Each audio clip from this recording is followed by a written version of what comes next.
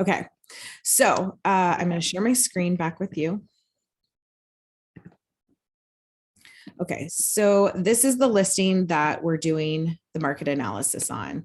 So it looks like a 3-bedroom, 2-bathroom, 3-car garage ranch, built in 2006, 1,629 square feet on just under an acre.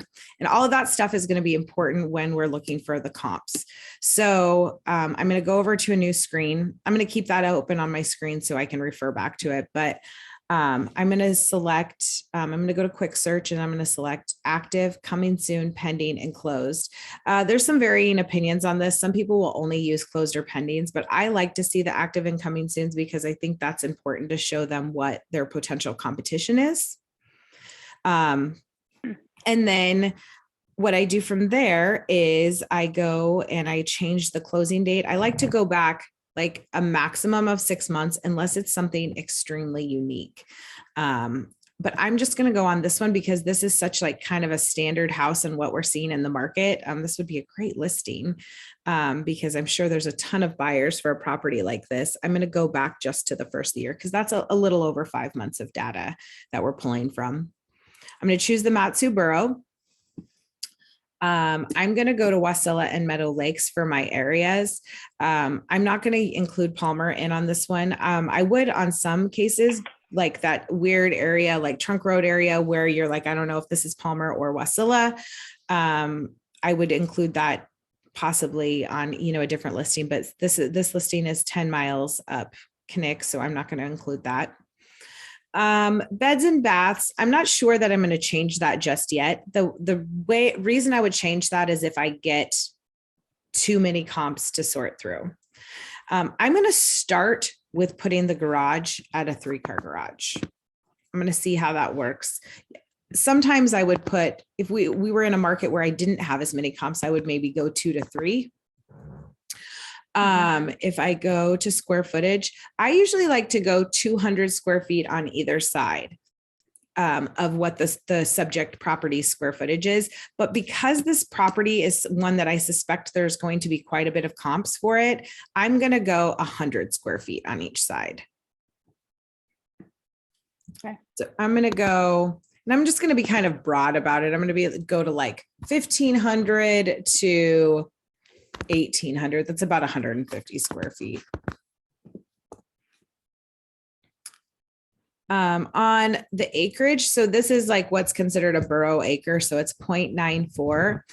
I don't really want to comp it with anything that's like a half acre, which typically half acres are going to be like just below 0.5. They're going to be like 0.47. So I'm going to put like 0.6 to like maybe 2 acres.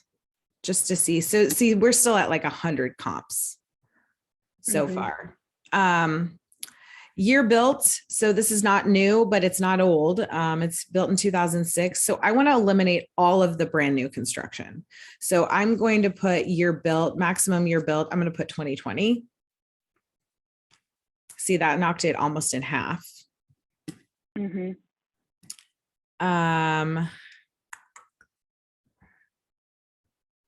I usually like to see this number around 30 that I'm going to select my comps from. Oh, I know what I'm going to do next. I'm going to go to add search fields. And I'm going to, I really like to only compare ranches with ranches. So I'm going to go to floor style. And I'm going to select a traditional ranch. And so, yeah, now we're at 24. So I'm just going to go with that and we're going to see what we get. So I click on view results. And then I like to sort these in ascending order. So it's going to show me the active ones first. But I really like to start selecting from the closed ones first. There's quite a bit. So the first thing I'm looking for is, and I'm going to pay close attention to this number because remember our square footage is 1,629. So I'm going to try to find things that are really close. And then this is kind of where you just have to use your judgment on, and you'll get quicker at this over time on subdivisions that I think are truly comparable. Now, Jabez is in Autumn Ridge, which is a pretty nice subdivision.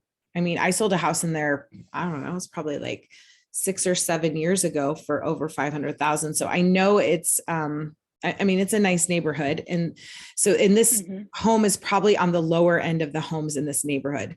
So like when I look at these properties, like on Terry Circle and Rodney Circle, I would not say that would be a comparable subdivision. I think the road in there is still dirt, if I remember correctly. Moose Park is just across the street from Autumn Ridge. So if you go down like Kathleen, Moose Park is on the right, you turn down Jabez to on the left. So I'm gonna probably select that one.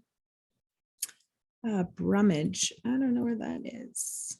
Brentwood, that's kind of in that, you know, weird Palmer Wasilla area. So I'm going to stay away from that unless I have to.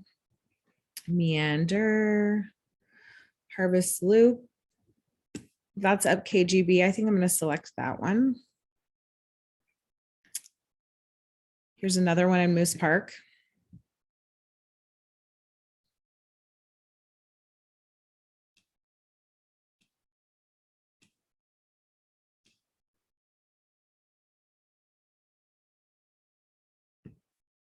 This one on Birch Leaf is not too terribly far away.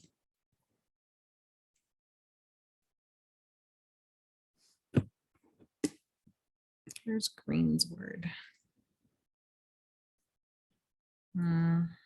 Probably not on that area either.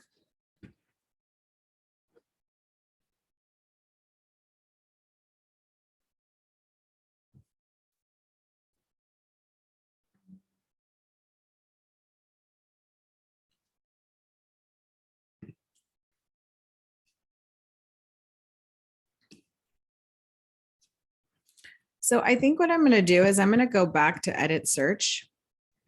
And I'm going to go, oh no, we did 2 and 3 garages. Okay. So we're where we need to be. I usually like to select my comps. I usually like to have like a minimum of 5, but not more than 10. Let me look into the actives just to see anything that I think would be comparable. Pamela, I think that's a pretty comparable area to Jabez. I mean, do you see anything in here that you think should be included? I don't know. Like, it's so hard because I don't know the neighborhoods the way that you do. So when I see an address, it's like I'd have to look at the map to see what's actually around it. Right. And you can search sometimes by like map number. I think I'm going to include this Birch Leaf one though.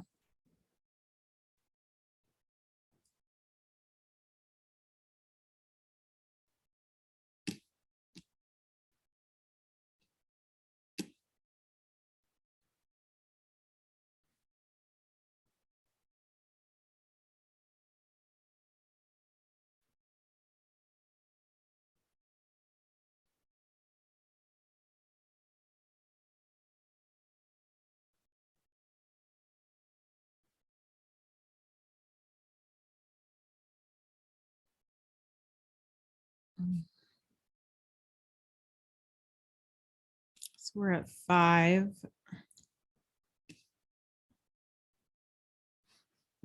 Where's Murray Drive, Parkway? Yeah, all these ones in Ryan. I think I'm going to include this one on Canterbury. I think that's plenty. So I'm going to save these as 7630. So I just went to, sorry, I didn't tell you what I was doing.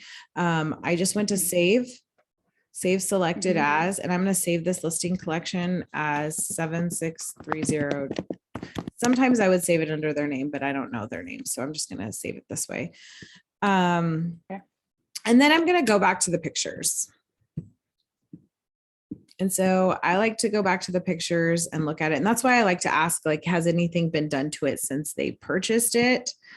And I'm just looking for like anything that's super unique or, so it looks like they have solid surface countertops. this stuff was like pretty upgraded for the time it was built. Probably wouldn't be considered extremely upgraded for today. Mm-hmm. Pretty sure like they have like Corian countertops or something like that. So I'm just like looking through, and if I'm doing this market analysis, I'm assuming it looks just like the pictures. So when I go to a listing appointment and if I get there and it's like, okay, oh my gosh, this place stinks, it's like thrashed, I would tell them that I need to kind of rerun numbers. Even if I had it with me, I try to bring it with me because 9 times out of 10, it will just save you time. Mm-hmm. But sometimes you'll get there and you'll be like, whoa, this isn't exactly what I thought. So have you ever used the CMA function on Flex before? No. Okay. So I'm going to copy this number right here, this old listing numbers, because it's going to pull the data from there into the CMA program. So I have my comp saved. I'm going to go, I have it saved on my like quick search bar or whatever. But if you just go to the task menu, I select CMA. I'm going to select new. It's going to be a residential CMA. And I'm going to just name this 7630. Is it Jabez Lane? Yeah.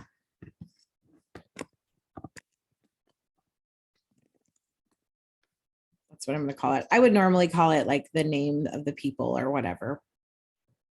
Next step. So I'm going to pull in the information from the old listing. I don't know why this short sale thing always populates on here, but I typically exit out. And then I go to the auto populate from an existing listing, and I'm going to copy that listing number into there. Sometimes you're not going to have that and you're going to have to manually enter everything in, but it's easy if for a listing like this, that if it has like an old listing that you think is fairly accurate, to do it this way. So I'll click submit. And like you can see, it populated all the information over here. So I'm going to go to the next step, and it's going to ask for my comps. Now I know that there is a way that you can pull comps this way. So I have not done it this way. I know other people that have, but I'm just so used to my process that I just don't do it. Because it just gives you like a hodgepodge of everything, you know? I don't know. I don't prefer it this way, but I do know people that do it like this. Okay, so then, we've already saved a listing collection. So I'm going to go down to the listing collection we've already saved, which is the 7630 Jabez. And I'm going to hit add comps. So we've got 1 active, 2 pendings, 3 closed. Oh my goodness. My computer is about to die. Hold on just one moment. Okay.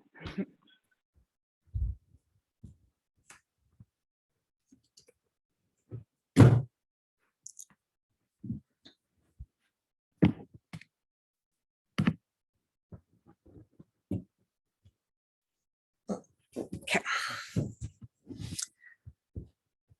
So then we're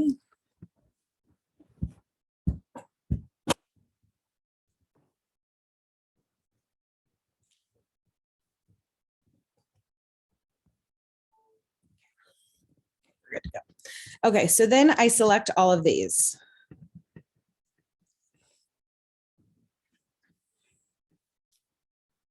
And I go to next step. And so here's the part where, did you get the form that I emailed you? Yes. Okay. So I have already went through and added those into this list. So if you go to edit adjustment list, now you could manually enter them if you wanted to, but it's a lot faster if you put them in here. And if you go to residential, this is what I have them at. I think it matches that. And honestly, I think probably tomorrow I'm going to have Mackenzie look over mine to see if these are still accurate today. But the one thing is that people are like, well, what about price per square foot today? But the thing is we're pulling from current comps. So I think everything will kind of balance out. Another time people are like, well, how do you make an adjustment if something's lakefront? Well, I don't make adjustments for lakefront because that's so subjective. I just only use comps that are actually lakefront. And then you don't have to make an adjustment because it's kind of same. I think we kind of overthink this process a little bit too much. And so now that I have all of these entered in, so basically we're going to make adjustments to this based off of acreage, bedrooms, bathrooms, garage, square footage, and year built. And then we're going to go return to CMA. So now that I have all of those in there, if I hit auto adjust comparables, it's automatically going to do it for me. Oh, that's so nice. I couldn't figure out how you did it so fast when you sent me that one. It was like, holy crap. Yeah. And so I think the thing that's kind of tricky about this process is that you really have to kind of double check your work, because this is not an exact process. And you kind of have to be like, okay, these are the comps I used. Look back at the comps, like if they have all ripped out their kitchens and have brand new kitchens, or, you know, super fancy things in the property, but like, I'm pretty sure, and you can kind of go through and look, okay, this is the comp that I'm going to use. One of the comps that I'm going to use. How does this compare? You know, and just kind of look through. Okay. Yeah. Looks pretty comparable, right? Like there's nothing like this one. Does this one have? Oh, that one looks like it has Corian countertops also. So you can kind of go through and just take a peek at the comps if you're like unsure about one of them. But then when you go to the next step, it'll kind of show you this breakdown, which gets a little confusing. And then when you go to the next step, it will shoot out like a high, a low, and a recommended price. So some of this is going to be like, is not just like, hey, what will this house appraise for? Some of it's going to be like based off of your experience, your gut feeling, and then also the increments in which buyers shop. So if this were my listing and this house was in immaculate condition, I would maybe try it at $399,900. Okay.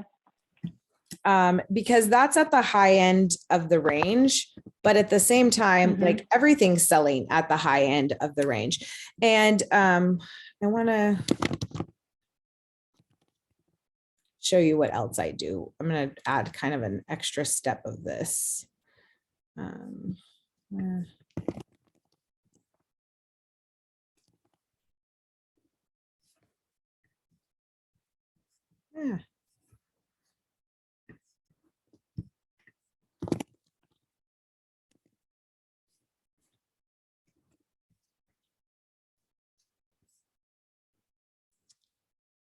So she probably hasn't put out the new market reports yet, but I'm going to show you how I use this as well.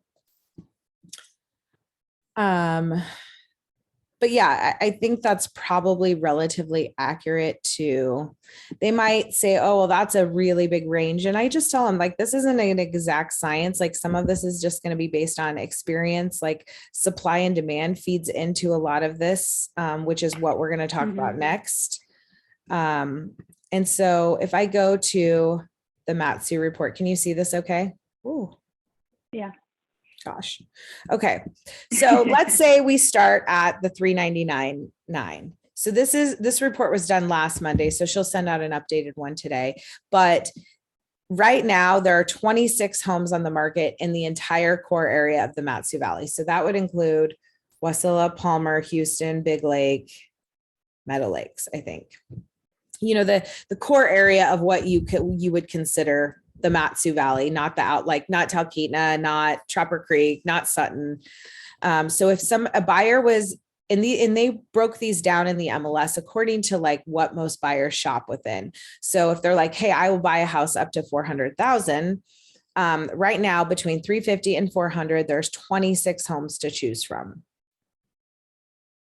So you take those 26 homes and then I go over to this column. And if you scroll up, those are the amount of homes that have closed in the past 6 months in that price range. So that's 143 homes in that price range. So if you take 143 and you divide it by 6, that's approximately 24 homes per month are selling in that price range. And then you go over here and we have 26 homes on the market in that price range. So what that means to me is that there's about just over a month of inventory on the market today. And so people talk about months of inventory right now when they're talking about supply and demand. And it's kind of hard to explain that to a buyer or a seller. But the easiest way to explain it is based off of the rates that buyers are currently buying homes in this price range. If not one other home comes on the market, it would take a little over a month for all of those homes to be pended. Okay. And then if you go to the second column, this is how many homes have pended in the past week in that price range. So 12 homes in that price range. And on average, this is how many days they were on the market from the date they went on the market as active till the date they were under contract, 8 days. So that's a really good benchmark also is like, let's say you list it at $399. We're on the market for 2 weeks. We don't have an offer. That's pretty much an indication that there's a problem with the price. I mean, typically it's a problem with the price or the condition. If the home is in good condition, typically the only thing you can do about it is the price. There's really 4 things that sell houses. It's price, condition. Those are the 2 things that you can do something about. And then there's floor plan and location.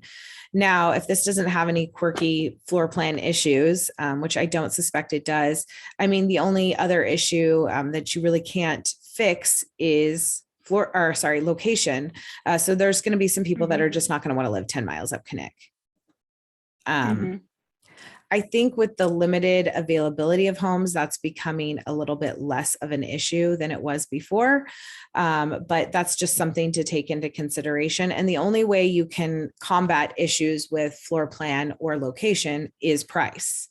And so you really want to look at price and condition all the time. But if they've done everything they can to prepare their home, it's in the best condition it possibly could be, or the best condition it should be, I mean, obviously they're not expected to restore it to brand new, but then, you just got to look at the price. So I would say in a market like ours, if a home is not sold in that price range within 2 weeks, I would start looking at price adjustments.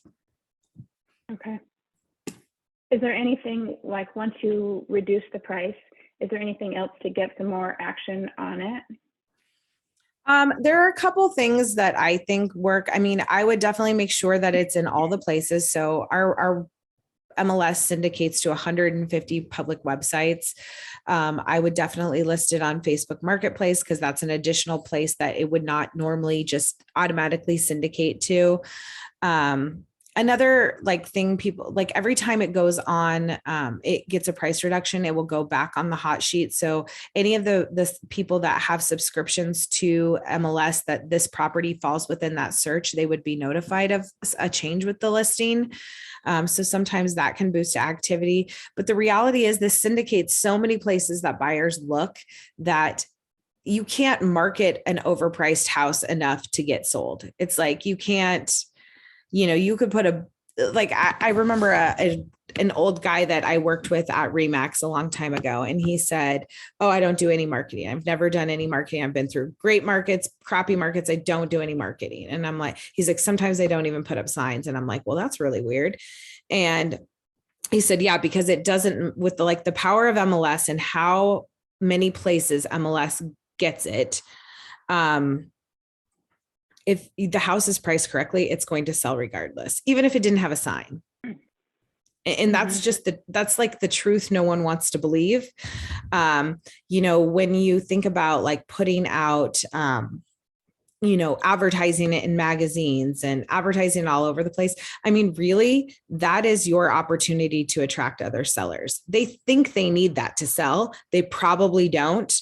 But I wouldn't stop me from doing it. You do it to, really substantiate yourself as an excellent listing agent. But the reality is price and condition sell houses. And so if a house isn't, go ahead, sorry.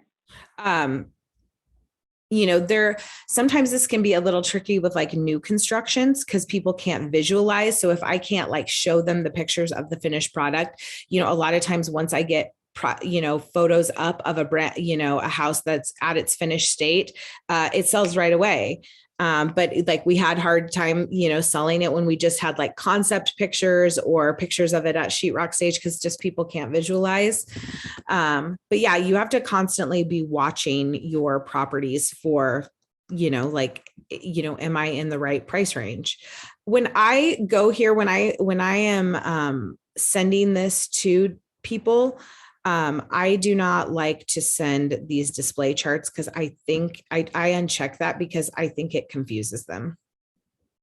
Mm-hmm.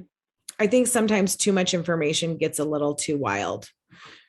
And then I would just save this as the 7630 Jabez, save it. And then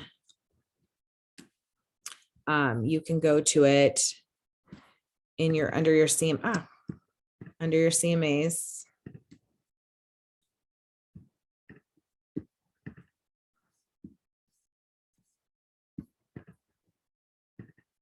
You just click on it and you can either download it so you can email it, you can save it, you can view it, you can edit it, you can do anything from this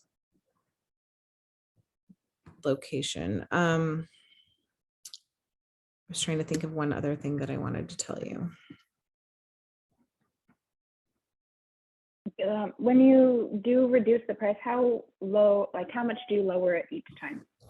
So it's really hard when you're starting at a $399 price because I feel like you're going to have to reduce it pretty substantially you're part of the goal of price reductions is to drop you into a different pool of buyers. And it's like the reality is like the pool of buyers that can buy up to 400 or the same pool of buyers that can buy up to 380 or whatever.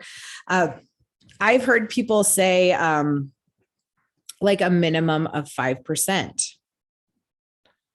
which that's a pretty substantial price reduction. And I like to talk about price reductions in the listing appointment to kind of gauge how they're going to feel about so that'd be $20,000. But I also don't think that's wrong. You know what I mean? I probably in this price range, I would probably drop them in increments of $10,000. Just because of how the market is. If you got some pretty good activity, but just no takers, I would maybe drop it, $10,000 and then wait maybe another 2 or 3 weeks. But the reality is, the data doesn't lie. So on average, homes in that price range are selling in 8 days. And so if your house isn't selling in 8 days, why?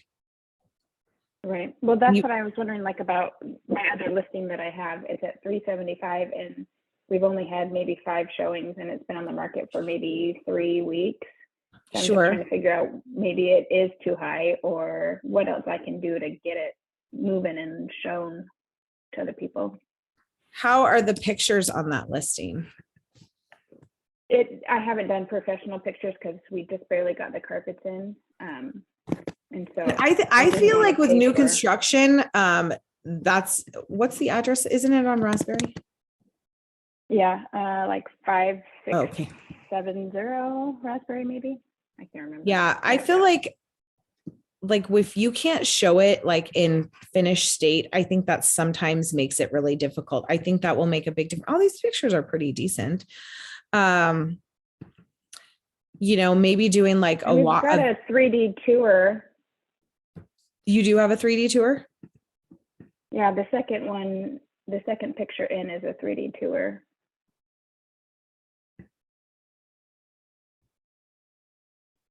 And I think that's more of the finished with the carpet.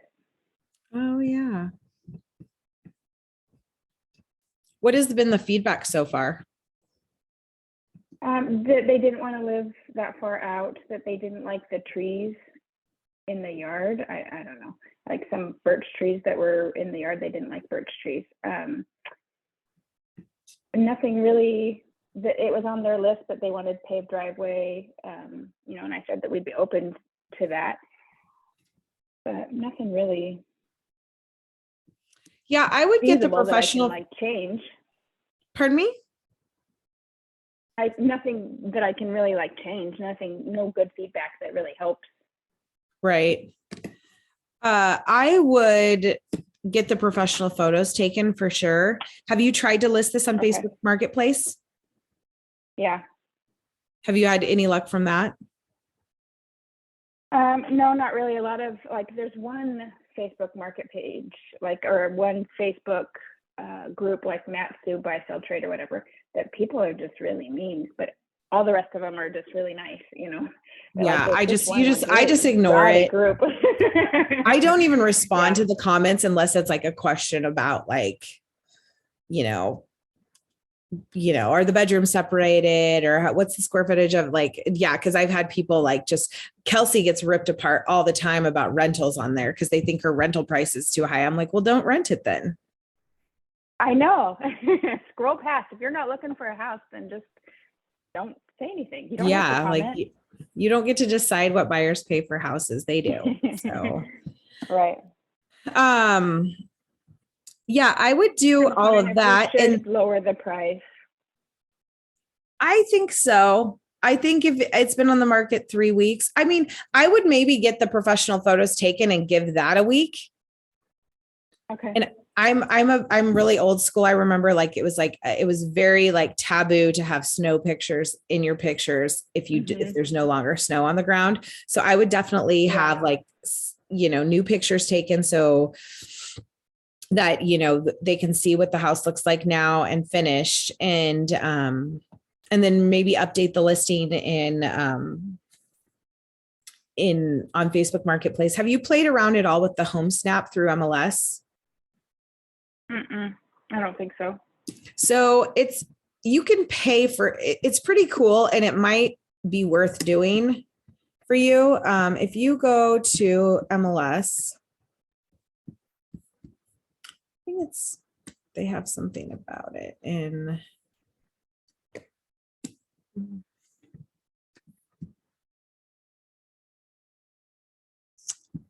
Maybe you just got to go directly to the website. But you can sign up for it with our MLS. And kind of the neat thing about it, I've gotten some really good leads off of this, and I haven't paid for the pro. I'm actually thinking about it though, because I've gotten some really decent leads off of this. So it will go to, if I go to my list, so if I go to advertise a listing, I've only ever used this on my phone, so I've never used it on the computer. Okay, so this is a listing I have. So I could start an ad campaign on this property on Bethel, and you can do all these different options. You can do just one of them.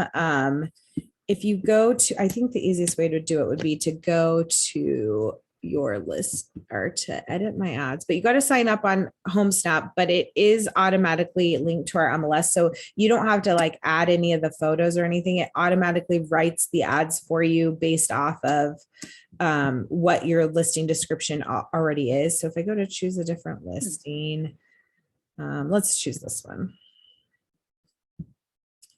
So, continue. Okay. So you can go down here and I can say, I want to spend $99 on Google, $99 on Facebook. This is just, I think these are what it automatically presets you to. And then, you have to connect it to your Facebook and Instagram and all that stuff. But, I would probably wouldn't use the Waze one because I don't think that's that big up here. But then that about $250, it's going to do these. The nice thing about doing these ads is they already have the audiences adjusted for real estate, because there's some specifics on what you can't target specific groups because it violates fair housing. But you used to be able to target like specific things. Like I remember my friend was telling me how, like, this was probably 10 years ago, how he just made a fortune off of targeting Facebook ads just towards doctors. But you can't do that anymore. But so, and it's pretty tricky because they're always changing. So they already have their audiences tweaked to where like they're whatever they have set up. And I just don't want to take the time to even learn that because it changes all the time. It would be like a full-time job understanding like the algorithms of Facebook and Google and Instagram. But you could go back and you could say, okay, no. I only want to spend $39 on this. I only want to spend $49 on this. No money on Instagram, no money on that. And then, I mean, it would change. And it tells you like, okay, you're probably going to get 580 views from this. You're probably going to get 17,000 views from this.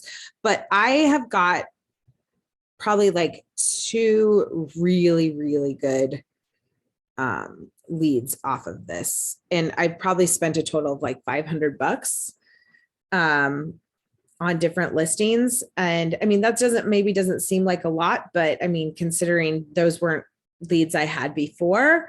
And, but the trick with, for HomeStap to be effective for you in lead generation is that you have to have listings, and you do. So.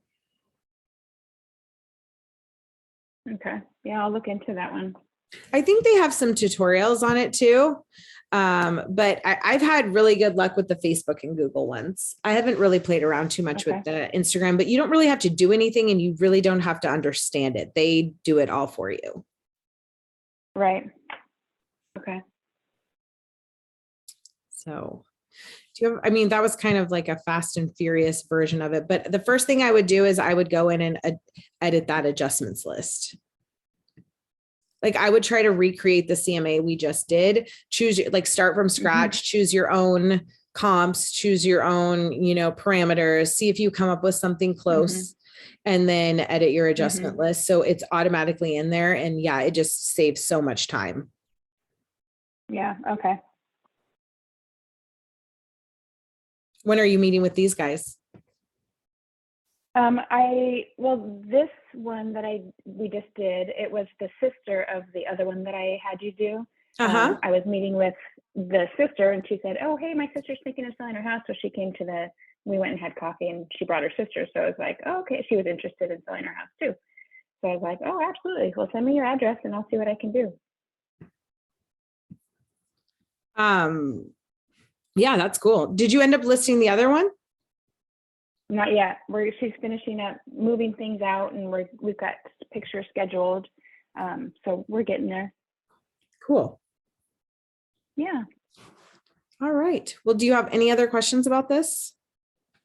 I don't think so. That was very helpful. I had no idea that there was a CMA on the MLS. So easy to use. I'm excited to play with it. Yeah. I mean, you don't really have to be experienced to use it. It's funny because I didn't use it for years and years and years. And I didn't know you could auto adjust in there either, because that makes it really fast. I mean, sometimes it takes longer. Like I just had a property in Willow that I did one for, and it took me longer because I had to really look at like the comps, like each individual one. And sometimes you have to do that. This property is easy. I mean, my guess is it will probably sell somewhere between 375 and 400. I bet money on it. And I would be honest about that. I would be like, it just kind of depends where we hit the market, how good of condition it is, like how show ready it is. Cause I do think like aesthetics matter. Yeah. So the other one that I had you do, she sent me some pictures of her backyard because, obviously it's not very green out and the condition of the outside isn't what it